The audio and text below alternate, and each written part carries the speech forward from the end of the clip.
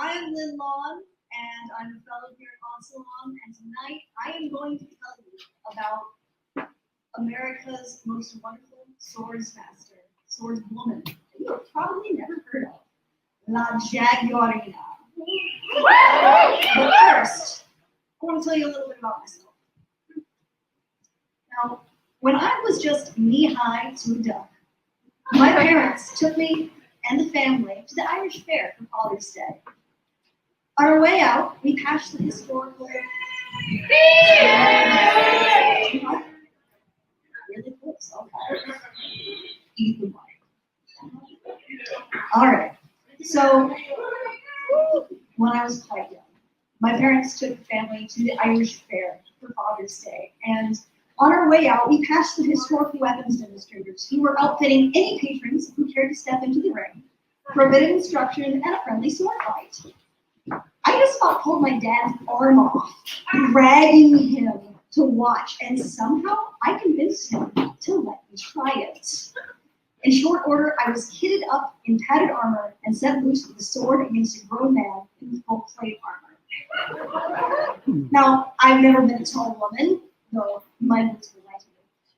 But at that age, my likeliest target was this man's knees. I gave that fight my all despite impossible odds, chasing that poor man around and around the ring. I was enjoying myself to the hilt.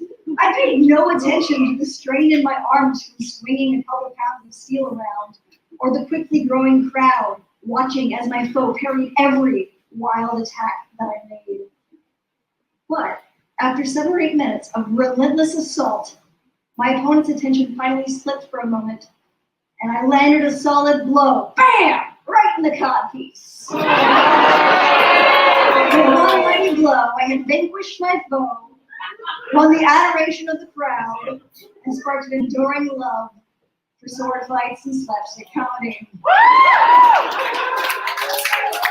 Now, when I tell you that at age 27, Ella Hattan of Zanesville, Ohio, challenged the world broadsword champion to a title bout, do not make the mistake of thinking she was as ill-prepared as I. From the age of 18, she had trained under Colonel Thomas Monstery, who literally wrote the book on self-defense.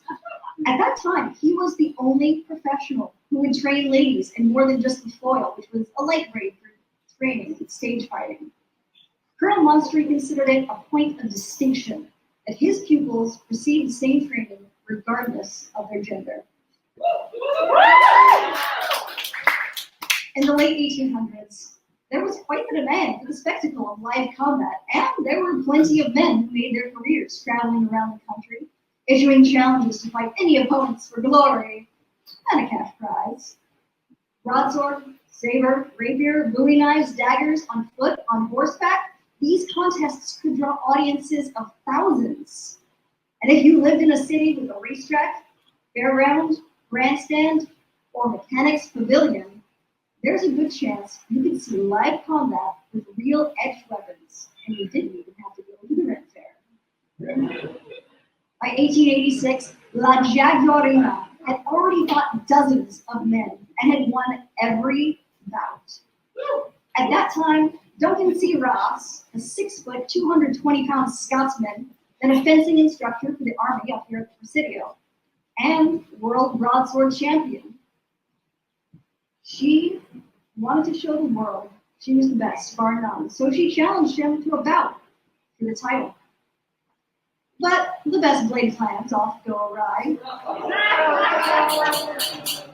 He eventually declined the challenge, citing gallantry, but would not fight a woman.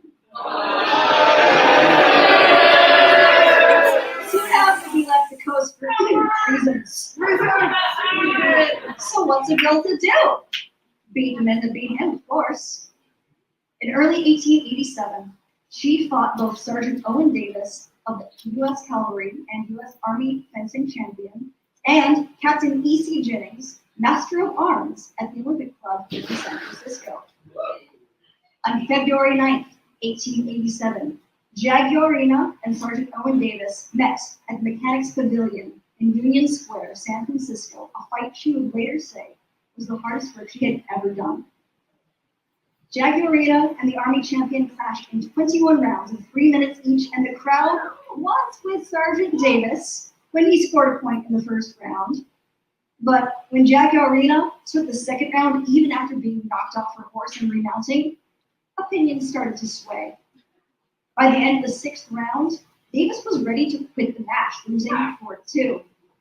La Jaguarina charged him in his corner and chased him out into the open arena, the crowd cheering for her. Their favorite clearly won. They continued the match. La Jaguarina started getting more aggressive, chasing Davis from one end of the arena to the other. She won the match 11-7.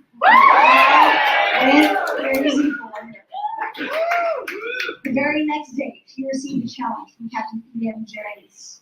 La Jaguarina had already beaten Jennings on foot the previous year.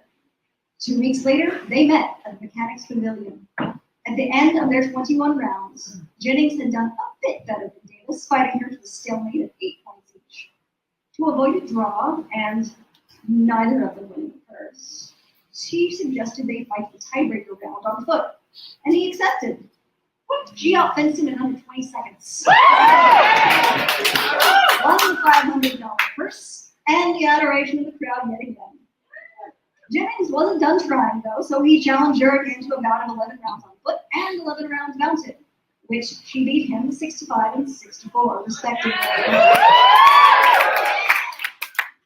By 1888, she had earned enough to buy herself a nice little ranch in Ensenada, Mexico, and found herself quite comfortable there. But the offer of a large purse drew her up to San Diego to fight Captain Wiederman, formerly of the German cavalry. The fight was publicized for weeks beforehand, intended as the crowning spectacle of nearly a week of racing and entertainment at Pacific Beach Driving Park. Nearly 7,000 people attended the park that day, an astounding turnout for a city of maybe 25,000 at the time. To anyone not at the races that day, it must have felt like being in San Francisco during Burning Man.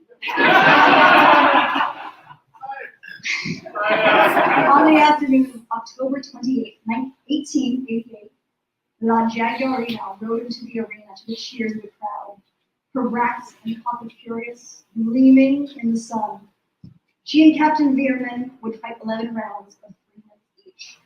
There was a brief hush as the combatants took their corners, and the expectant crowd held their breath. The bugle sounded the start, and they were out of their corners, fast as bullets, meeting in the center of the arena. She cut, he parried, he thrust, she dodged, she cut, hit home with a resounding whack. First point, Jaguarina. The following rounds were filled with drama. Both Wiederman's second and the referee were replaced. The second ran away. At the end of the 7th round, with the score at 4-3, Wiederman's advantage, Jaguarina had to win 3 to maintain her undefeated status. There was another delay after Wiederman and Jaguarina's face masked so hard it caved in, cutting her across the bridge of her nose and leaving her with a scar she carried for the rest of her life. After a break to staunch the blood and get a replacement mask, they were back at it. At the end of the second to last round, the score was even. Last round, winner take all. As the bugle sounded for the last time, La Jaguarina launched herself at Wiederman with everything she had. Her cuts so rapid he had no chance to do anything but defend himself. He backed out of her reach, lunged in for a high cut. She parried so forcefully she forced his arm out of line and swept back too fast for him to block her. The clash of her sword on his armor was the bell, ringing the sound of her victory. Crazy, threw their caps high in the air. She doffed her mask and took her battle. She beat him again on foot a couple weeks later. And when he was offered a 3rd match, he declined and announced his retirement from the field. Wiederman would later say she was the hardest hitting opponent in her face, and it's no wonder. And in another match, she hit another man so hard her sword went backwards in a view. It wasn't only Californian crowds who loved La Jaguarina, nor only men who crowded her matches. Men and women across the United States and Europe turned out in droves to see her fight and cheer her on. So It's not all that surprising when, in the 1890s, ladies fencing classes were suddenly hotter than hot yoga classes in the arena. The number of women wanting to take fencing classes went through the roof, and many of Colonel Montgomery's colleagues who had previously scorned the idea of teaching swordplay to women jumped on the bandwagon. La Jaguarina bit the U.S. Army champ, U.S. Navy champ, the Danish Army champ, the knife fighting world champ, all on their home turf at their own games. In 1897, after 12 years of touring the world, fighting with a wide variety of weapons, La Jaguarina ran out of funds. The world had run out of men willing to lose to her. She took out newspaper ads, claiming the Broadsword Championship of America and Women's World Sword Championship, offering up to $5,000, about $150,000 a day, to anyone who could defeat her. After 1897, no one would risk his money against her. One brave soul must have been a glutton for punishment, though. She beat him 7 times, and still he kept coming back for more. Not a face like that. In a world devoid of men to fight, her manager tried her to start doing bullfights. But after one day's training, she quit. She couldn't kill the bull. She said, I couldn't kill him, why should I? He has as much right to it as I have. Please see that he has plenty of good hay and water. Bullfights a bust, she turned back to her first profession, acting. By all accounts, she was an accomplished comic actress with superb timing and very good singing voice, but not so much publicity under the name of Ella Hattan. The reporters did find out that Ella Hattan and La Jaguarina were one and the same. They wanted to see the fighter, not the actress. So she moved east, had a short-lived marriage, opened finishing school for girls for a couple of years, but without anyone to fight, she lost her direction. This 1906 portrait is the last known photo of La Jaguarina. After 1907, there's no mention of her at all in newspapers or public records. She just dropped off the map.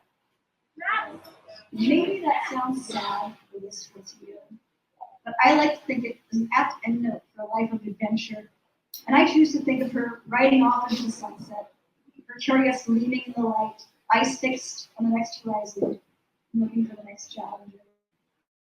So, please raise me. Please join me. Raise it to us. Not to La Jaguarina, because let's face it, last 2 minutes have pretty much been a love letter to her. But to all the girls who heard, that's not for girls.